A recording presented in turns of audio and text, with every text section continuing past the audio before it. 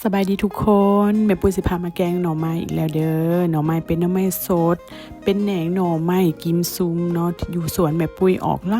ายหั่นนะก็เลยว่าบ่แกงบ่ได้ทุกอาทิตย์ต้องได้แกงเนาะนี่ทุกคนมื้อนี้แม่ปุ้ยจะแกงเป็นแหนงน้อยๆเนาะเลือกเอาแหนงน้อยๆเนาะติอิงตามอารมณ์เลยบางอาทิตย์ก็หมักเป็นแหนงใหญ่ๆบางอาทิตย์ก็หมักเป็นแหนงน้อยๆจะแกงใส่ไข่หมดเด้อมื้อนี้เด้อจะมีผักคะเนาะผักคะก็เก็บอยู่สวนจะเอายอดมะอื้อลงใส่หมักสไลด์ลงใส่น้ำเด้อแม่ปุ้ยจะคนไปคนมาทุกคนให้มันทั่วเนาะหลังจากมันทั่วแล้วแม่ปุ้ยก็จะผักไว้ให้หมอมันฟดหันทุกคนเพราะว่าเฮาเฮ็ดไฟค่อยๆเนาะแกงหน่อไม้มันจะแซ่บถ้าเฮ็ดไฟแห้งมันจะบ่แซ่บเด้อหลังจากหมอฟดแล้วแม่ปุ้ยจะปรุงแล้วก็จะมาคนให้ทุกคนเบิ่งเนาะหน้าตาก็จะเป็นประมาณนี้เนาะแกงหน่อไม้แม่ปุ้ยทุกคนว่าจังไดเป็นตาแซ่บบ่มื้อนี้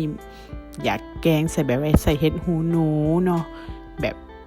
เปลี่ยนไปตามอารมณ์เลยได้เพราะว่าเมื่อวานนี่ก็กินขั่วเห็ดแล้วเห็ดเฟืองแล้วก็เลยว่ามื้อนี้จะแกงใส่เห็ดหูหนูเอาเนาะแม่ปุ้ยจะตักใส่ถ้วยแบบนี้เด้อเป็นถ้วยนี่แม่นถ้วยเฉพาะใส่แกงหน่อไม้เลยเด้อทุกคนซื้อมาเฉพาะเลยเพราะว่าจะเป็นถ้วยใหญ่ๆนะกินได้ประมาณ 3-4 คนแบบว่าขี้คร้านไปตักเทื่อเดียวเนี่ยแม่นแล้วเลยสินะ